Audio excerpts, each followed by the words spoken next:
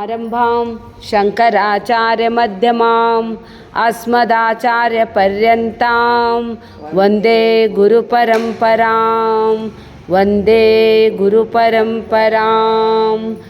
ಇವತ್ತಿನಿಂದ ನಾವು ಭಗವದ್ಗೀತೆಯನ್ನು ಪ್ರಾರಂಭ ಮಾಡ್ತಾ ಇದ್ದೇವೆ. ಇದು ಭಗವದ್ಗೀತೆ ಗಣಪತಿ ದೇವಸ್ಥಾನ ಅರವಿಂದ್ ನಗರದಲ್ಲಿ ಪ್ರತಿ ವಾರ ಸೋಮವಾರ ಮತ್ತು ಮಂಗಳವಾರ 4ರಿಂದ 6ರವರೆಗೆ ಇರುತ್ತದೆ. ಈ ಭಗವದ್ಗೀತೆಯನ್ನು ನಾವು ಅಧ್ಯಯನ ಮಾಡುವುದರಿಂದ ನಮ್ಮ ಜೀವನದ ಪರಮ ಧ್ಯೇಯವನ್ನು ಸಾಧಿಸಲಿಕ್ಕೆ ಸಾಧ್ಯ. ಅದಕ್ಕಾಗಿ ಇಲ್ಲಿ ಹೇಳ್ತಾರೆ, ನೀವು ಅನೇಕ ಗ್ರಂಥಗಳನ್ನು ಓದಿರಬಹುದು, ಆದರೂ ಸಹಿತ ಭಗವದ್ಗೀತೆಯಷ್ಟು ಸ್ಪಷ್ಟವಾದ ಜ್ಞಾನವನ್ನು ಕೊಡಲಿಕ್ಕೆ ಯಾವ ಗ್ರಂಥಕ್ಕೂ ಸಾಧ್ಯ ಇಲ್ಲ ರೀ. ಇದು ಎಲ್ಲ ಸರ್ವೋಪನಿಷದೋ ಗಾವೋ ದೊಗ್ಧ ಗೋಪಾಲನಂದನಃ ಪಾರ್ಥೋವಸ್ಥ ಸುಧೀರ್ಭೋಕ್ತ ದುಗ್ಧಂ ಗೀತಾಮೃತಂ ಮಹತ್ ಅಂತ ಹೇಳ್ತಾರೆ. ಅಂದರೆ ಸರ್ವ ಉಪನಿಷತ್ತುಗಳ ಸಾರವು ಈ ಭಗವದ್ಗೀತೆಯಲ್ಲಿದೆ. ಇದನ್ನು ಎಲ್ಲ ಉಪನಿಷತ್ತುಗಳ ಆಕಳ ಸಮಾನವಾಗಿದ್ದಾವೆ. ಆದರೆ ಗೋಪಾಲನಂದನದಾನ್ ನೋಡ್ರಿ, ಅವನು ಗೊಲ್ಲನಾಗಿದ್ದಾನೆ. ಅದು ಎಲ್ಲ ವೇದ ಉಪನಿಷತ್ತುಗಳ ಆಕಳ ಸ್ವರೂಪ ಇದ್ದರೂ ಸಹಿತ ಹಾಲು ಏನದ ನೋಡ್ರಿ, ಅದು ಭಗವದ್ಗೀತಾ ರೀ. ನಮಗೆ ಆಕಳಕ್ಕೆ ಸಾಕೋದು ಎದಕ್ಕೆ ನಾವು? ಹಾಲಿನ ಸಲುವಾಗಿನ ರೀ. ಹಾಲು ಬೇಕು ಅಂತ ಹೇಳಿದರೆ ನಾವು ಆಕಳನ್ನು ಸಾಕಬೇಕು.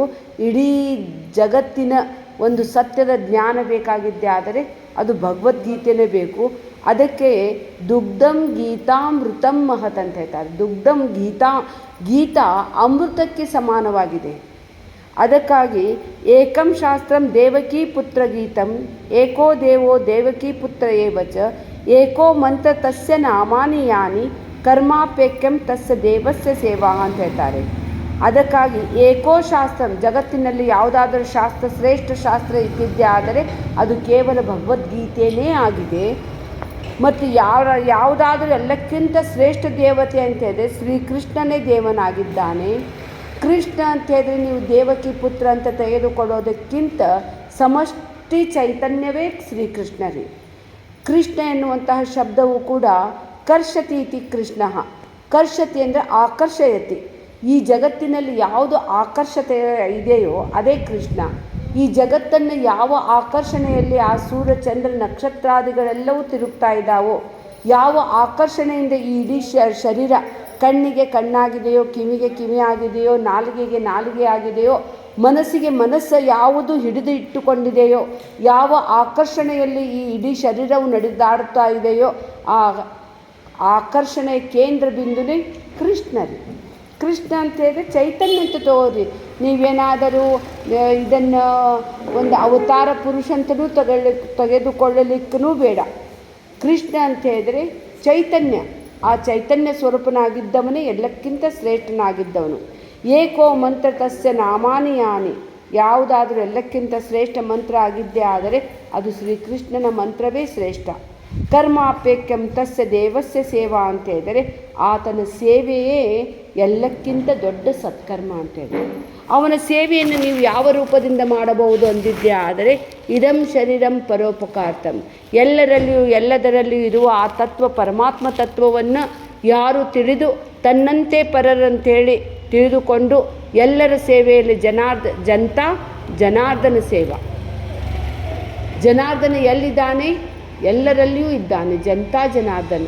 ಅದಕ್ಕಾಗಿ ಸ್ವಂತ ಸುಖಕ್ಕಿಂತ ಪರರ ಸುಖದಲ್ಲಿ ನನ್ನ ಸುಖ ಇದೆ ರೀ. ಇದಂ ಶರೀರಂ ಪರೋಪಕಾರ್ತಂ. ಹೀಗಾಗಿ ಈ ಗೀತೆಯನ್ನು ಹೊಗಳ್ತೈತ್ರಿ ಎಲ್ಲ.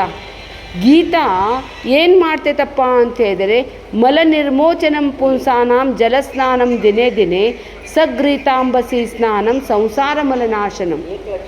ಅಂದರೆ ಮಲ ನಿರ್ಮೋಚನಂ ಪುಂಸಾನಾಂ, ನಮ್ದು ಮಲ ಅಂತ ಹೇಳಿದರೆ ಹುಟ್ಟು ಸಾವು ರಾಗದ್ವೇಷ ಎಲ್ಲವನ್ನು ಕೂಡ ಅದು ಸ್ವಚ್ಛ ಮಾಡುತ್ತದೆ. ಜಲಸ್ನಾನಂ ದಿನೇ ದಿನೇ, ನಿತ್ಯವೂ ಜಲದಿಂದ ಈ ಶರೀರವನ್ನು ಹೇಗೆ ಸ್ವಚ್ಛ ಮಾಡುತ್ತೇವೆಯೋ ಹಾಗೆ ನೀವು ಈ ಗೀತೆಯನ್ನು ಓದುವುದರಿಂದ ತಿಳಿದುಕೊಳ್ಳುವುದರಿಂದ ನಿಮ್ಮ ಮನಸ್ಸು ಸ್ವಚ್ಛ ಆಗ್ತದೆ.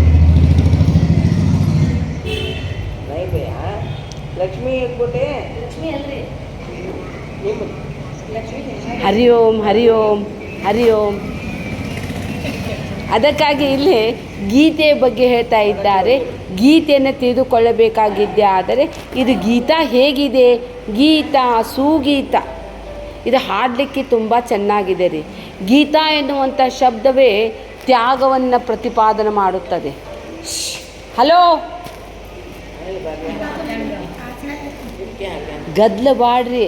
ಇದು ಗೀತಾ ಶುರು ಆಗಿದ್ದನ ಕುರುಕ್ಷೇತ್ರದಲ್ಲಿ ರೀ. ಎಲ್ಲೇ ಗದ್ದಲದ ನೋಡ್ರಿ, ಎಲ್ಲೇ ಗೀತಾ ಅದ ನೋಡ್ರಿ, ಅಲ್ಲೇ ಕುರುಕ್ಷೇತ್ರನ ರೀ.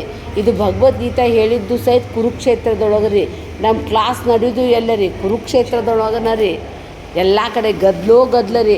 ಅಲ್ಲಿ 18,000 ಅಕ್ಷೋಣಿ ಸೈನ್ಯ ಇತ್ತು. ಇಲ್ಲೇನೂ ಒಂದು 18 ಮಂದಿದರ ಗದ್ದಲ ಇದ್ದಿದ್ದ ರೀ. ಗದ್ದಲ ಇದ್ದರೆ ತಿಳ್ಕೊಬೇಕ ಇದು ಭಾಳ ಯೋಗ್ಯ ಸ್ಥಾನ ಹೇಳಲಿಕ್ಕೆ. ಅದಕ್ಕಾಗಿ ಗೀತಾ ಸುಗೀತಾ ಕರ್ತವ್ಯ ಕಿಂ ಅನ್ಯ ಶಾಸ್ತ್ರ ವಿಸ್ತರೈ. ಬೇರೆ ಶಾಸ್ತ್ರಗಳನ್ನು ಓದಿ ಎದಕ್ಕೆ ದಣಿತೀರಿ? ಒಂದು ಭಗವದ್ಗೀತಾನ ಕೇಳಿದರೆ ಆದರೆ ನಿಮ್ಮ ಜೀವನವೇ ಪಾವನ. ಇದನ್ನು ಯಾರು ಹೇಳಿದ್ದಾರೆ?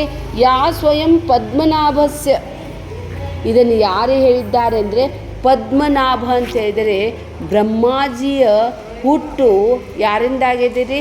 ನಾರಾಯಣನ ನಾಭಿಯಿಂದ. ಅದಕ್ಕಾಗಿ ಪದ್ಮನಾಭ ಅಂತ ಹೇಳ್ತಾರೆ. ಅವನು ಮುಖ ಪದ್ಮಾ ವಿನಿಸ್ಮೃತ ಅಂತ ಹೇಳ್ತಾರೆ. ಅದಕ್ಕಾಗಿ ಇದು ಭಗವದ್ಗೀತೆ ಅತಿ ಸುಂದರವಾದದ್ದು. ಈ ಭಗವದ್ಗೀತೆಯನ್ನು ಅಥದಿಂದ ಪ್ರಾರಂಭ ಮಾಡ್ತೇವೆ. ಇದು ಪ್ರಾರಂಭ ಆದ ನಂತರ ಒಂದೊಂದು ಶ್ಲೋಕವೂ ಕೂಡ ನಮ್ಮ ಜೀವನವನ್ನು ಪಾವನ ಮಾಡುವಂಥದ್ದಾಗಿದ್ದಾವೆ. ಅದಕ್ಕಾಗಿ ಪ್ರಾರಂಭ ಮಾಡೋದು ದೊಡ್ಡದಲ್ಲ ರೀ, ಆದರೆ ಅದನ್ನು ಪೂರ್ಣವಾಗಿ ಒಂದು ಶ್ಲೋಕವೂ ಕೂಡ ಬಿಡಲಾರದೆ ನಾವು ಅಧ್ಯಯನ ಮಾಡಿದರೆ ಮಾತ್ರ ಅದರ ಪೂರ್ಣ ಫಲ ಸಿಗ್ತೈತೆ ರೀ. ಅಥದಿಂದ ಇತಿಯವರೆಗೆ ಭಗವದ್ಗೀತೆಯಲ್ಲಿ 700 ಶ್ಲೋಕಗಳಿದ್ದಾವ್ರಿ. ದುರ್ಗಾ ಸಪ್ತಶತಿ ಎಷ್ಟು ಶ್ರೇಷ್ಠವೋ ಇದು ಸಹಿತ ಗೀತಾ ಸಪ್ತಶತಿ ಇದನ್ನು. ಇದರಲ್ಲಿ 700 ಶ್ಲೋಕಗಳಿದ್ದಾವೆ.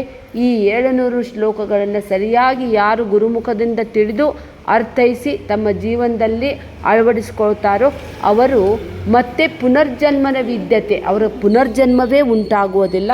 ಅದಕ್ಕಾಗಿ ಇವತ್ತಿನಿಂದ ನಾವು ಭಗವದ್ಗೀತೆ ಪ್ರಾರಂಭ ಮಾಡೋಣ.